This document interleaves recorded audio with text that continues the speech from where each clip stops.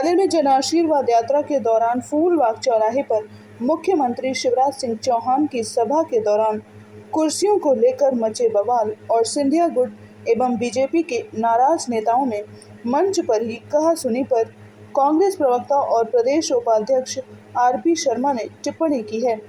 उन्होंने कहा कि भाजपा सिंधिया भाजपा और नाराज भाजपा में बंट गई है।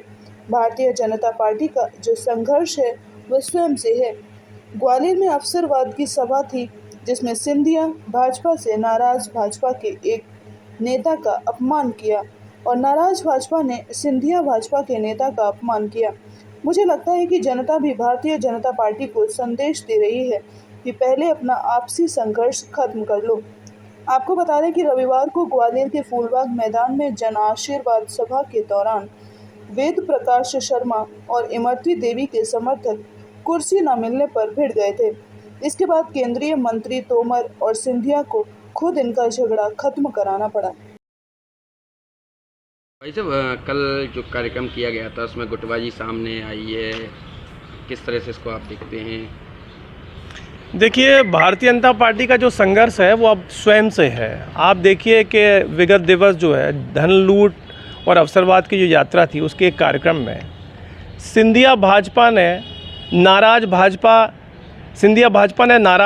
के एक नेता को अपमानित किया और साथ ही साथ जो नाराज भाजपा है उसने सिंधिया भाजपा के एक नेता को अपमानित किया। तो ये सारी चीज़ें सामने पटल पर आ गई हैं और मुझे लगता है कि भारतीय जनता पार्टी को अब जनता भी ये समझाइश दे रही है कि पहले अपना आपसी संघर्ष खत्म कर लो, उसके बाद आगामी चुनाव और कांग्रेस की बात करें। गाजीपुर प्रदेश को सम्मान नहीं दिया कुछ।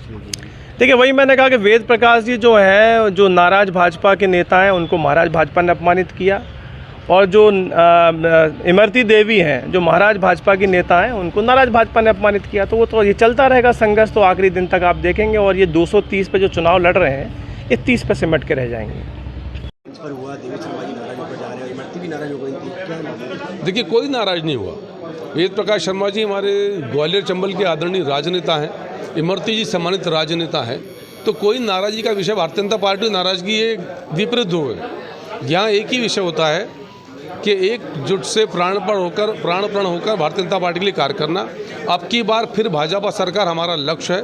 150 से अधिक सीटों का लक्ष्य आदरणीय अमित शाह जी उस पर हम काम कर रहे हैं। तो भारतीय जनता पार्टी एकजुटता के साथ जनता की कृपा प्राप्त करने के प्रयास में और वो हमको हासिल करेंगे। सर, कहीं ना कहीं नरेंद्र सिंह तोमर की रथ यात्रा से दूरी देखेंगे ऐसा? देखिए, नरेंद्र सिंह तोमर जी ने पूरी रथ यात्रा की शुरुआत की।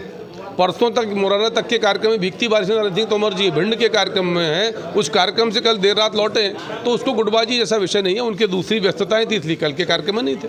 ऐसा सर देखने में आ रहा है कि मंच पर सिंधिया जी को खुद इमरती जी को कुर्सी दिलाया जाए। मैंने अभी उत्तर दिया आपको उसका कि इमरती जी हमारी राजनेता, यदि कोई प्रशासनिक कार्यक्रम में उचित स्थान पर कुर्सी नहीं है तो ठीक बात है, सही कुर्सी की व्यवस्था कराई जाएगी।